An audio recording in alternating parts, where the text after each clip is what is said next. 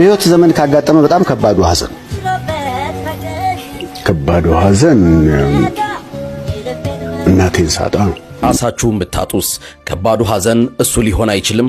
አንዲት እህታችን ሐሳብ ስጡኝ በማለት ይሄንን መልእክት ላከችልኝ። እንዲህ ይላል። እኔ ዛሬ በ20ኛው ክረምቴ ላይ የቆምኩ ሴት ነኝ። እድሜ 20 ነው፣ ግን ወጣትነቴን አላውቀውም።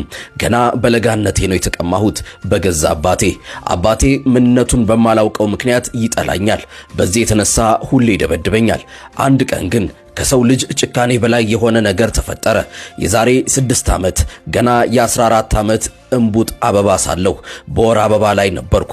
በዚያ በደከመኝና ህመም በወረረኝ ሰዓት አባቴ እንደተለመደው ሊደበድበኝ መጣ። በንዴት እየተወራጨ ምህረት በሌለው ሁኔታ ማህፀኔን ደጋግሞ ረገጠኝ። ወላሂ ከዚያች ቀን ጀምሮ ሴትነቴ ደረቀ። ዳግመኛ የወር አበባ አይቼ አላውቅም። ግፉ በዚህ አላበቃም። ድብደባው ቀጠለ። ከዛም ራሴን መሳት ጀመርኩኝ። ስስት ደግሞ ድንጋይ አናቴን ይመታኛል። በዚህም የተነሳ አንደበቴ ተሳሰረ። ቃላት ከአፌ በትክክል አልወጣም አለኝ። ዛሬ ቀኝ እጄ ሙሉ በሙሉ ከጥቅም ውጭ ሆኗል። ታዲያ ከዚህ ሲኦል አምልጬ ዛሬ በሰው ቤት ሰራተኝነት ህይወቴን እየገፋው ነው። አሁን ያ አባቴ ለሞት ተቃርቧል። ይቅር በይኝ እያለ ይለምነኛል። እስኪ እናንተ ፍረዱኝ።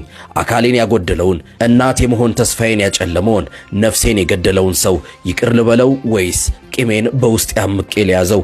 እናንተ ብትሆኑ ምን ታደርጋላችሁ? አደራ ወላጆች ሆይ የልጆቻችሁን ህይወት አታበላሹ። የመጨረሻ ተማጽኖዋ ነው። ዛሬን ለነገ እንኑር። መልካም ጊዜ